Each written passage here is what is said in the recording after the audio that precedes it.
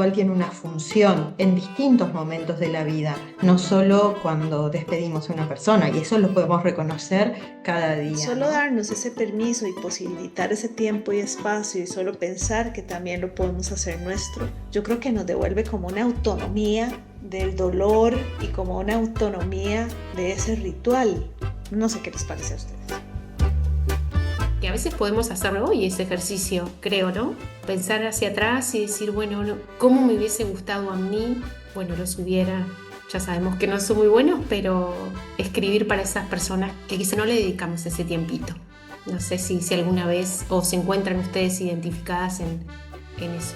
Y la verdad es que lo que voy a hacer ahora es invitarme a mí misma a ser más valiente la próxima vez, a animarme, a exponerme, a hacer y decir aquello que yo siento, a no callar mi voz y despedirme de la manera en que yo quiero. Eso, que el ritual no pase a ser un trámite. No es voy porque tengo que cumplir, sino que voy, por ejemplo, en un velorio realmente lo necesito, realmente sé que mi presencia va a ser significativa para las personas que están ahí o porque yo tengo la necesidad de acompañar a que ya se fue. Bienvenidos, mortales escuchas, al podcast de las muertólogas. Este es un espacio laboratorio creado especialmente para ensayar la muerte, el duelo y lo que surja en el proceso. Un lugar para todas las personas y en particular para vos, que hoy nos regalás tu tiempo y tu escucha. Nuestra apreciada audiencia, tu corazón es nuestro invitado de honor. En el episodio de hoy ensayamos rituales.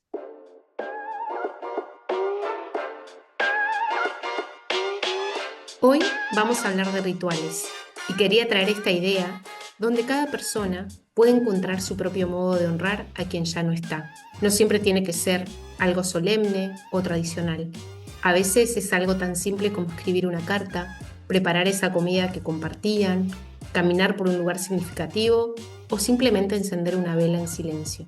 A raíz del episodio anterior, donde hablamos de los duelos no autorizados, Glory, una de las muertólogas, nos compartió un ritual muy significativo que vivió en su historia personal. Fue tan potente lo que nos trajo que nos inspiró a tocar este tema hoy. Así que por supuesto están invitados a escuchar ese episodio si todavía no lo hicieron. Así que les pregunto a mis compañeras muertólogas, ¿qué piensan ustedes sobre los rituales? ¿Creen que pueden ayudar a transitar el duelo? Y por supuesto si hay algún ritual que hayan hecho y quieran compartir con nosotros. Las escucho.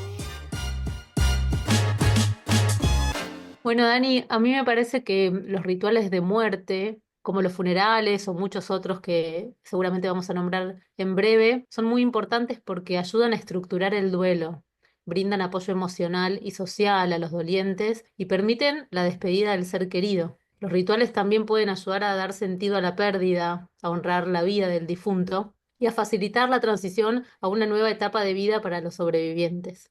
Gracias, Julieta. La referencia así específica al ritual en relación a la muerte está buenísima porque nos sitúa con respecto a lo que nosotras hablamos. Pero me parece que también estaría bueno como identificar bien qué es un ritual. Un ritual tiene una función en distintos momentos de la vida, no solo cuando despedimos a una persona, y eso lo podemos reconocer cada día, ¿no? Tenemos rituales de iniciación, hay rituales sociales y hay rituales religiosos. Rituales de iniciación, por ejemplo, el cumpleaños de 15 que se festeja en Uruguay, en Argentina, los casamientos por el civil, es un ritual laico también, ¿no? Tiene pasos, tiene una fórmula, tiene una repetición, tiene unas palabras que hacen que por haber atravesado esto pasamos de una situación a otra. Hacen sentido los rituales para nosotros, por ejemplo, tener un ritual en la mañana para conectarnos con el día, pasar del estado de ensoñación y de descanso a tener actividades. Con esto a lo que voy es que los rituales van de cosas muy puntuales y cotidianas, pero que le dan sentido a nuestra vida individualmente y colectivamente. Y también los rituales permiten, como bien explicó y trajo ahora Julieta, atravesar situaciones que son más complejas, que tienen como más dimensiones a atravesar. La primera es el reconocimiento de la muerte. una persona, si somos las personas que estamos participando en un ritual de duelo, en un funeral, estamos reconociendo la muerte y la muerte de la persona o el ser que estemos despidiendo, porque acá yo no me voy a limitar a decir que los rituales son solo para personas. Podemos hacer rituales para nuestras plantas, nuestros familiares animales u otro aspecto de la vida que estemos despidiendo.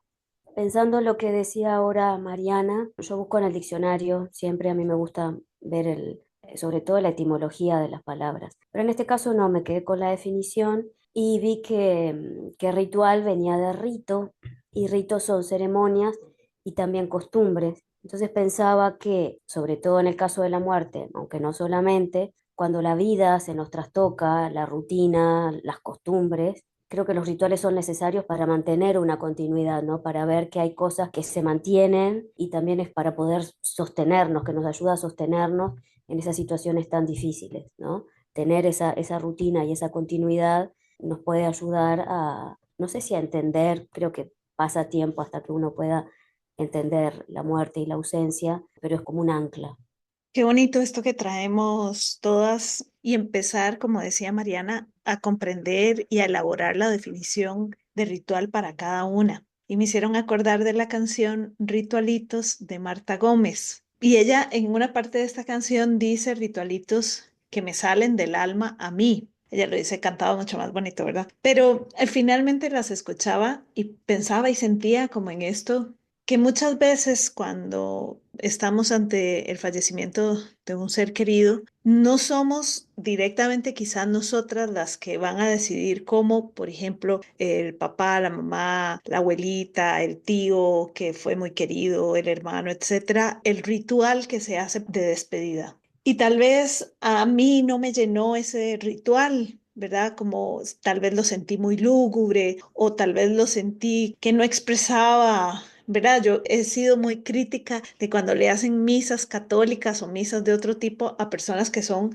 ateas, por ejemplo, y he ido a muchos funerales, ¿verdad? Porque la mamá de esta persona era muy católica o muy, no sé, de cualquier otra religión, y entonces le hacen un funeral religioso y la mitad de la iglesia, que son los amigos de esa persona, que seguramente también son ateos, o sea, uno ve la diferencia entre unos y otros, ¿no? Pero entonces tal vez estas personas o una se ha quedado como con la sensación de que no pudo despedir y no pudo abrazar ese ritual porque no estaba en manos de una lo que se hiciera allí. Entonces también pensando en Marta Gómez, lo que ustedes han dicho, y estos rituales que le salen del alma a una, como permitirse, a propósito de lo que una se autoriza y se habilita, permitirse habitar el ritual y armar nuestros propios rituales específicos para esa persona. Solo darnos ese permiso y posibilitar ese tiempo y espacio y solo pensar que también lo podemos hacer nuestro, yo creo que nos devuelve como una autonomía del dolor y como una autonomía de ese ritual. No sé qué les parece a ustedes.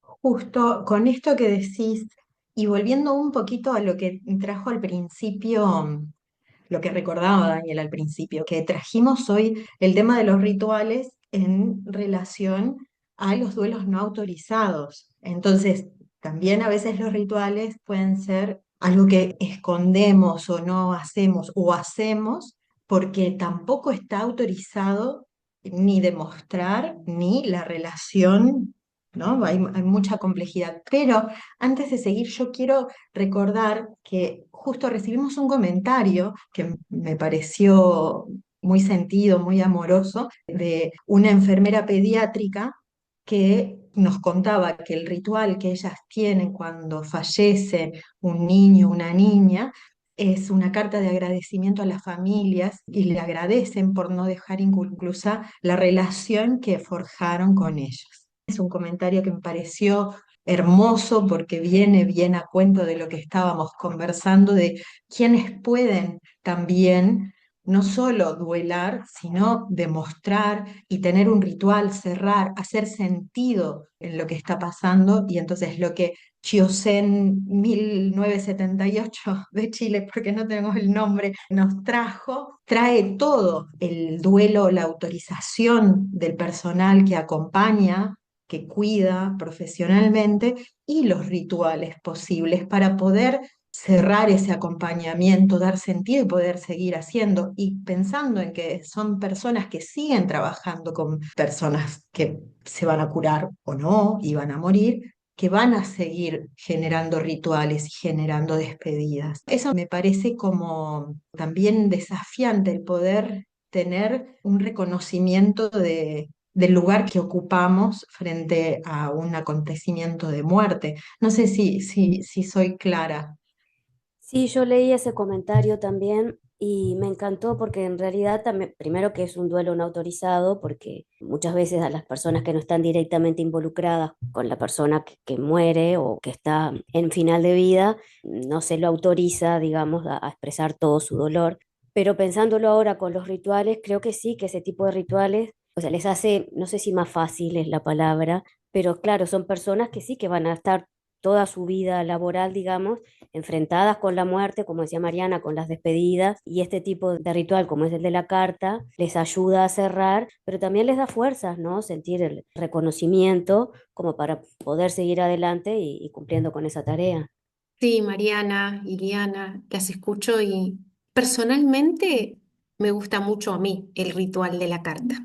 Me gusta escribir mucho, entonces he encontrado en esa forma la manera en que me puedo expresar mejor e incluso me descubrí en este último tiempo haciéndolo para personas que hacía muchos años viví su pérdida y nunca me había despedido o al menos como yo lo siento ahora, porque era más chica y no sé si recuerdan que en la formación nos hicieron hacer nuestro recorrido sobre todos nuestros duelos y nuestras pérdidas físicas y eso a mí me abrió realmente a reconocer cómo había vivido y cómo había transitado y cómo me había despedido de cada uno de ellos.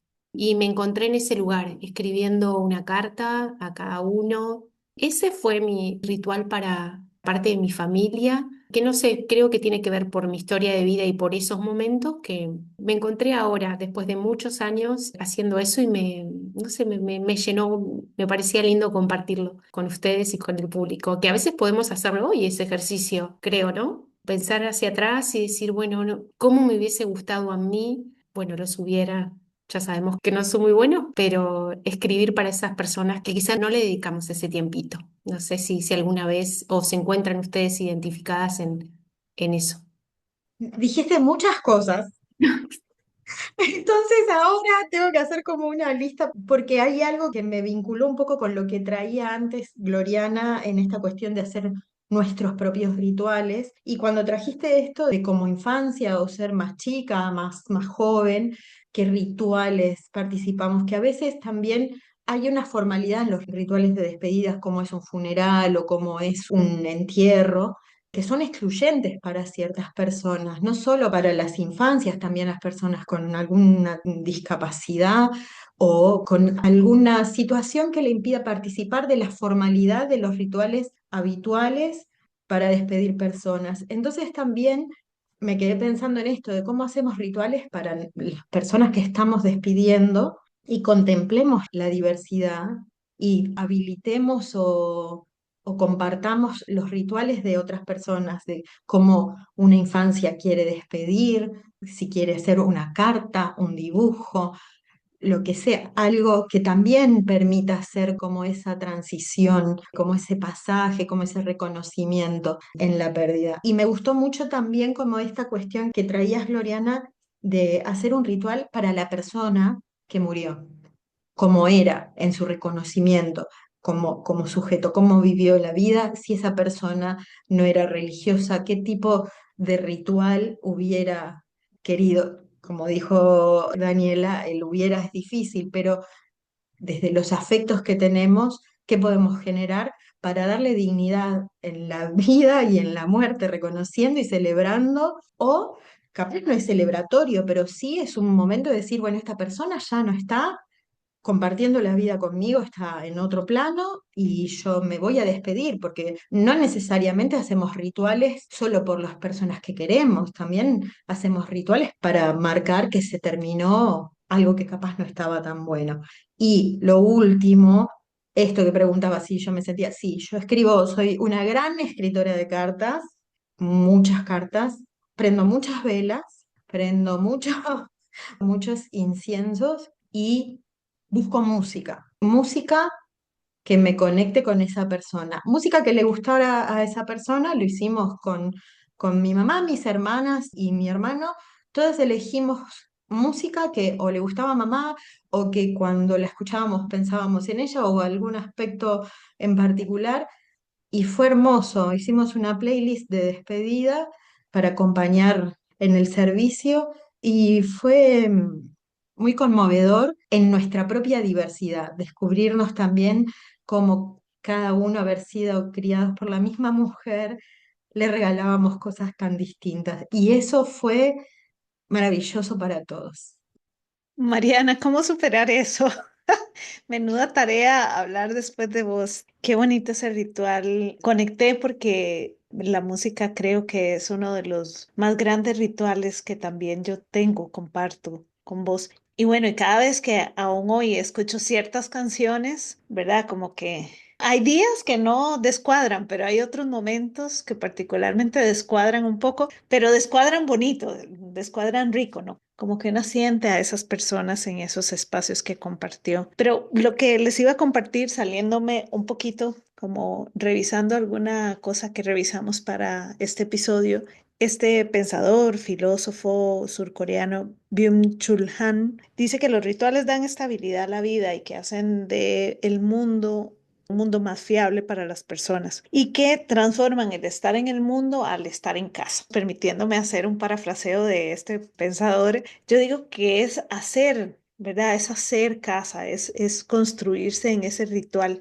Y él habla también, por ejemplo, de que esto lo que hace es posibilitar una comunicación mayor entre esa comunidad, porque los rituales también tienen esta lógica. Yo puedo tener un ritual personal de tomarme un tecito en la mañana, qué sé yo, pero también puedo tener un ritual colectivo y cuando, digamos, cuando la gente se casa en los 15 años, aquí también están los 15 años. Por ejemplo, no sé, se celebran más obviamente los matrimonios que los divorcios, pero conozco mucha gente que ha hecho fiestas de divorcio. Conocí a una persona que se fue a un hotel 5 estrellas a celebrar su divorcio, digamos, cosas como también posibilitarnos esto que decías, movernos del lugar. Y eso me recordó que los rituales pueden ser movibles. Hay un cuentito que se los voy a hacer corto.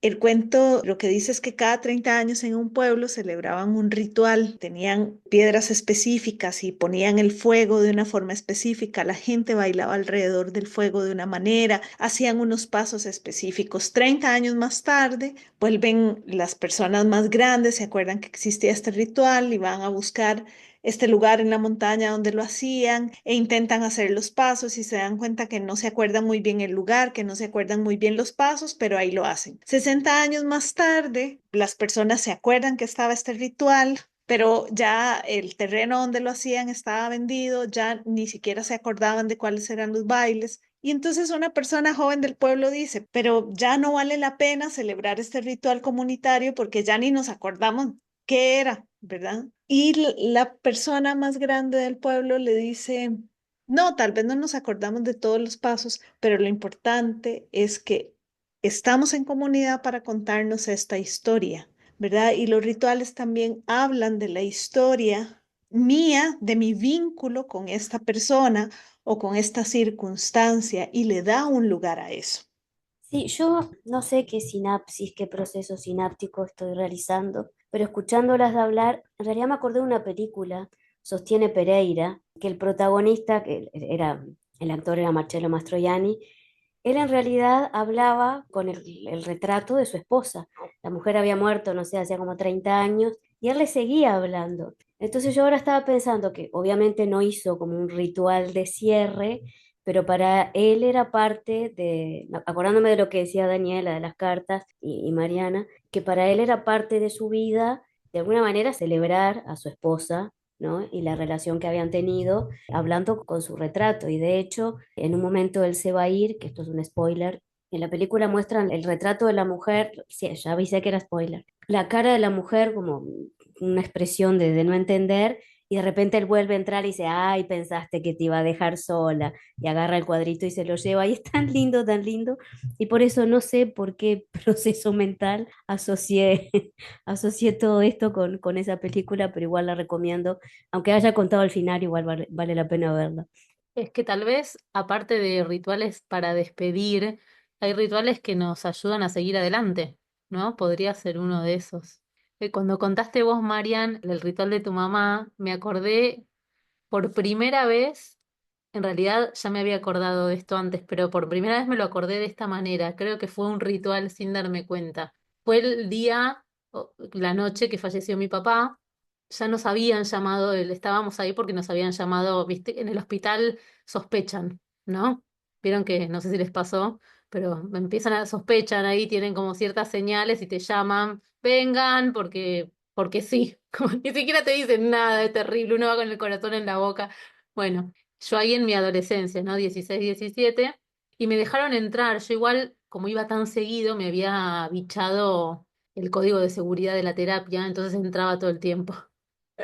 Cuando ninguna enfermera me veía, yo me metía y estaba ahí acostada con mi papá tranca, ¿eh? Como arriba de la cama, con él, bien pegaditos, y había llevado, no me puedo acordar si era un Walkman, se me cayó el documento, chicas, con cassette o había iPod, el iPod, no el iPad de Mac, el iPod, el primero. No me acuerdo, pero tengo ese recuerdo de tener como un auricular yo y otro él. Y yo le había puesto, ¿no? Él estaba, imagínense que al ratito se murió, así que muy consciente no estaba. Y yo iba cantando, ¿no? Las canciones, y no me puedo acordar qué canciones son, pero tengo ese recuerdo de que eran canciones que nos gustaban mucho a los dos. Y bueno, en un momento me piden que salga, que al ratito me llaman, y yo salí re tranquila, bueno, es medio triste, al ratito se escuchó un pi, y yo sabía que era ese, pero nunca le había puesto ese nombre de ritual a ese momento. Y bueno, y fue un ritual de despedida, me parece que sí, y justo en el momento de la despedida. Así que qué lindo, ¿no? Es lindo, es triste, es todo junto, chicas, es así. La vida es así. Me ponen cara las muertólogas, yo le cuento a la audiencia. Pero bueno, es así, ¿qué va a hacer? Y creo que la magia de los rituales es que nos facilitan la vida de alguna manera, crean puentes, ¿no? Para acercarnos a esta situación que estamos por vivir, ya sea de porque nos vamos a quedar sin alguien muy importante o porque va a ser un rito de paso en la feminidad, en el caso de las mujeres, que tenemos varios ritos de paso, o es un duelo de otro tipo, como cambiar de trabajo, o mudarse, o migrar, ¿no? Y creo que los rituales nos facilitan como el acercamiento, el dar ese paso hacia adelante, subir ese escalón. Y es verdad que los tenemos un poco perdidos. Creo que en las sociedades más antiguas estaban más cancheras con los rituales, se tomaban más ese tiempo, ¿no? Porque hoy al ritual me parece que se lo ve como una pérdida de tiempo en un punto, por lo menos en esta sociedad occidental capitalista hiperproductivista, ¿no? Son como una pérdida de tiempo porque el ritual necesita, como cuando hablábamos en el primer episodio, o en el segundo, la importancia del acompañamiento, el ritual tiene un ritmo, tiene un tiempo. No es un trámite, es todo lo contrario a un trámite. Entonces, creo que se ha perdido por eso, por esta vorágine en la que nos vemos como sumergidos, por lo menos en Occidente. Y estaría buenísimo poder recuperar esa costumbre. Debe haber igual, nosotras somos todas de ciudades muy cosmopolitas, debe haber en pueblos más pequeños de nuestros tres países, tal vez pequeñas sociedades que sí continúan con cada uno con sus rituales. Pero acá en Buenos Aires, no sé Montevideo, no sé San José, Costa Rica, poco, diría que poco. Ay, gracias Julieta por compartir. Sí, sos una gran contadora a la audiencia de las caras que ponemos. Es que emociona siempre compartir cuando alguna de nosotras comparte esto y este es un ritual también, ¿no? El tiempo para contarnos y para compartir lo que hacemos. Bueno, para variar varias cosas, valga la redundancia, porque me quedé con con lo comunitario que traía hace rato Gloriana, y los rituales, vos lo ataste también en mi mente, los rituales también para empezar, para seguir viviendo, y se me vino a la mente y yo, me van a matar porque no sé si, si es spoiler nuestro, pero se me vino muy fuerte la imagen de Daniela bailando después del tornado que hubo en 2016 en la ciudad de Dolores, que afectó a Dolores en Uruguay. Y ese es un ritual, celebrar la vida, celebrar la existencia del pueblo, compartir la riqueza que hay en las personas que hacen a la comunidad, el aplauso, la admiración y la alegría con que veían a las personas que compartían su arte para celebrar el resurgir, la promesa de resurgir de Dolores, porque es algo que se puede repetir, que cada año se reconoce que hubo un acontecimiento que dejó pérdidas materiales y humanas, y cada año se puede insistir en la vida del pueblo y de la comunidad de Dolores. Entonces me vino así como muy fuerte eso que después compartiremos alguna, alguna imagen que Daniela amorosamente nos hizo llegar. Eso pensando en lo comunitario. Después, Iliana, que trajo la película, yo pensé también, ya que estamos así que como algo para ver, una serie en Netflix, una serie alemana que se llama La Última Palabra, que no la voy a spoilear, pero es una mujer que tiene una pérdida, empieza a trabajar en una casa mortuoria acompañando los ritos funerarios en distintos episodios, distintas situaciones que le permiten a ella transitar su propio duelo. Se las recomiendo, les recomiendo a todos esta serie porque es muy graciosa, es muy triste y es muy acompañadora también en los tiempos, eso que traía Julieta. El ritual y el duelo tiene tiempos y tiene un timing que va acompañando el duelo de la protagonista. Me quedé con eso. Y quiero insistir en esto, que lo mencioné, pero los rituales son hechos por los seres humanos, son invenciones, son creaciones individuales y colectivas que podemos repetir y podemos recrear. Entonces, traías esto de los cambios, por ejemplo, la menopausia o la migración o distintos momentos en la vida. Podemos generar un ritual que nos acompañe en ese momento de cambio, en ese momento que dejamos algo para ir a lo nuevo. Y capaz en lo nuevo no estamos en el mismo lugar o no estamos en las mismas condiciones, pero podemos repetirlo con lo que sí hay.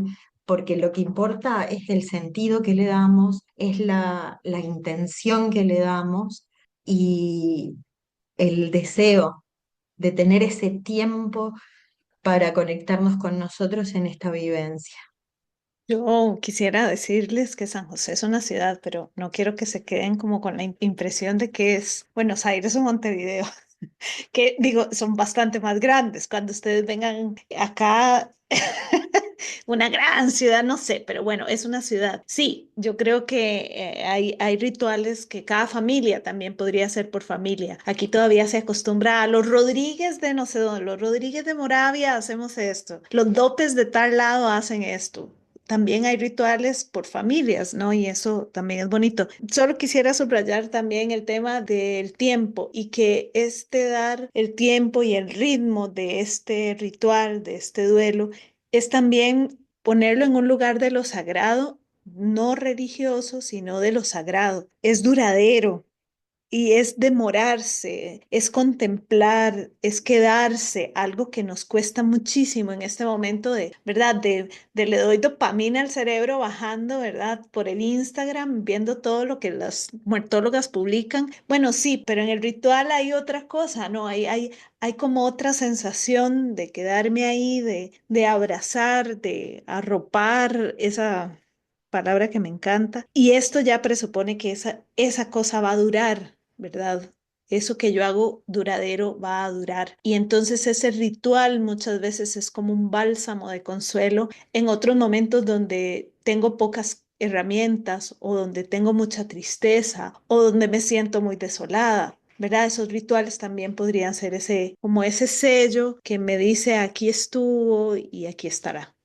Bueno, no sé si estamos por terminar, pero en caso de que sí, voy a nombrar algo que las muertólogas ya saben muy bien, es mi crítica a los funerales más comunes, o por lo menos a todos en los que yo he participado, que es esta similitud con las reuniones de consorcio, donde cada uno habla de cualquier cosa y nadie conecta ni con el momento, ni con los familiares mismos cercanos no conectan con su dolor.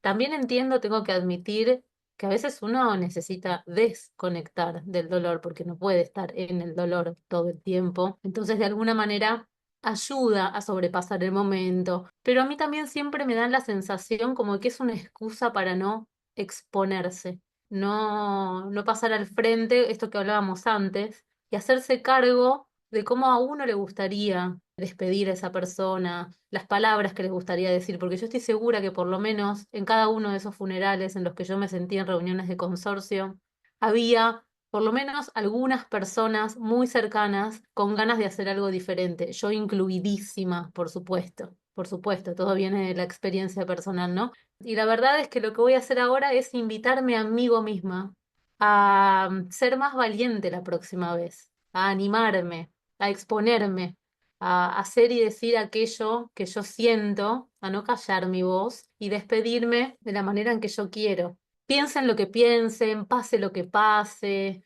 Total, después me queda a mí, nos queda a nosotros, le queda a cada uno. Y creo que puede ser una oportunidad muy hermosa. También el comienzo para después poder continuar con pequeños rituales, pero tiene que haber uno primero y siento que es en ese momento, en el momento de la despedida. Sí, yo lo que quería decir, porque la gente no sabe, pero nosotras no nos conocemos personalmente, ¿no? Hace tiempo que nos reunimos, pero nunca nos hemos visto, pero hay una conexión. Yo no me gusta mucho la palabra conexión porque se usa y se abusa de ella, pero yo iba a decir lo mismo que Julieta, porque también me acordé, como hemos hablado muchas veces, de las reuniones de consorcio, ¿no? Que es como, para los que no saben, es la reunión que se hace en los edificios para decidir los gastos comunes, si pintamos la puerta, yo qué sé, si arreglamos el ascensor, y que los velorios muchas veces se transforman en una cosa así, y justamente que eso, que el ritual no pase a ser un trámite, no es voy porque tengo que cumplir, sino que voy porque realmente, por ejemplo, en un velorio realmente lo necesito, realmente sé que mi presencia va a ser significativa para las personas que están ahí o porque yo tengo la necesidad de acompañar al que ya se fue, pero que sea eso, que sea, como decía Gloriana, algo sagrado desde la intimidad de cada uno y que no sea un ritual justamente solo para cumplir, ¿no? Que realmente también sea significativo en nuestra vida. Me quedé pensando en esta cuestión de que en pandemia muchas personas ni siquiera tuvieron oportunidad de hacer un ritual de despedida y que no es tarde, nunca es tarde tampoco para poder hacer esa despedida, tomarse ese tiempo para honrar el recuerdo, para honrar a la persona, para honrarse por seguir con vida y seguir sosteniendo memoria. Me parece que también podemos pensar en rituales de despedida, aunque haya pasado tiempo. Estaba pensando, me acordé que siempre pensé que como existe la opción de no hacer velorio acá en Uruguay, o hay un tiempo mínimo, 3 horas nada más, o sea, se puede extender, pero el mínimo es ese. Y cuando falleció mi papá, yo estaba así como muy con esto que el trámite, sacar toda la cuestión rápido y resolver y transitar el duelo, la verdad no sé qué pensaba. Y mi hermana dijo, no, vamos a hacer algo, 3 horas. Igual no podía ir nadie porque fue en pandemia. Y la verdad que fue la mejor decisión que tuvo la de decirme vamos, porque estábamos nosotras solas, éramos 5 personas. Y fue un momento como de bajar, de bajar, de bajar. Y en ese momento sí eran pocas horas y tuvimos la oportunidad de hacerlo, pero fue como un tiempo de descansar de todo el estrés de la formalidad anterior de gestionar una muerte en domicilio y poder estar. Y capaz no hubo grandes gestos, pero sí hubo el tiempo ese sagrado, el tiempo sagrado de recordar, de conectar con la tristeza, con la pérdida, con ese hilito que se salió de mi trama afectiva y neurológica. Y la verdad que fue muy importante para poder empezar a vivir el duelo. Y esa es una forma, no hay una receta tampoco para los rituales, tampoco es ese momento que nos damos para transitar lo que pase, habitar las emociones, acompañar y dejarnos acompañar y poder seguir a lo que sigue, reconociendo que antes estaba y ahora no está, quien sea, lo que sea. Antes de que cierre Dani, quería como invitarnos a todos a convertir en rituales las deudas pendientes, ¿no? Como si nos quedó algo pendiente, sobre todo con respecto a los fallecidos, a nuestros seres queridos que ya no están, podemos ritualizarlo, podemos transformarlo en un ritual, podemos escribirle una carta, podemos escuchar una canción en su honor, podemos ir a un lugar que les gustaba, podemos leerles un cuento, incluso podemos hablar y pedir perdón o hacer un reproche, reclamar incluso lo que nos faltó. Pero siento que podemos mucho ritualizar lo que tenemos que pendiente, porque igual para el cerebro es lo mismo, ficción o realidad. Entonces, si nosotros lo hacemos ahora, aunque hayan pasado 30 años, funciona igual. Me lo digo a mí y se los digo a todos, a mis muertólogas preferidas y a nuestros oyentes. ¿No? Como tener eso presente es una herramienta que puede ser muy útil y muy sencilla, sencilla, aunque no fácil, pero sencilla y a la mano. Estamos ya llegando al cierre y no quería dejar pasar de comentarles que siento personalmente que fue uno de los episodios más movilizantes, al menos para mí. Iliana, decías que no nos conocemos personalmente, pero acá hay un grupo humano hermoso que nos acompañamos a la distancia. Y esto que traes, Juli, justo al final, me parece tan hermoso. Siempre estamos a tiempo. Siempre, siempre, siempre para despedirnos, para pedir perdón, incluso para reclamar. Siempre, siempre, siempre. Eso me pareció bellísimo. Me moviste todo, Juli. Tenía otra idea de cierre, pero sí creo que es uno de los mensajes más lindos que podemos dejar en este episodio, es que siempre estamos a tiempo. Llegando al final, habiendo hablado de los rituales, les queremos, bueno, eso, invitarlos a crear el ritual propio, a hacerlo tuyo, a tu forma, con tu historia, con tu amor. Así que bueno, gracias por estar del otro lado y si sentís que este episodio resonó con vos, te invitamos a compartirlo y dejarnos sentir tu sentir en los comentarios. Nos encontramos en el próximo episodio, si la muerte así lo quiere.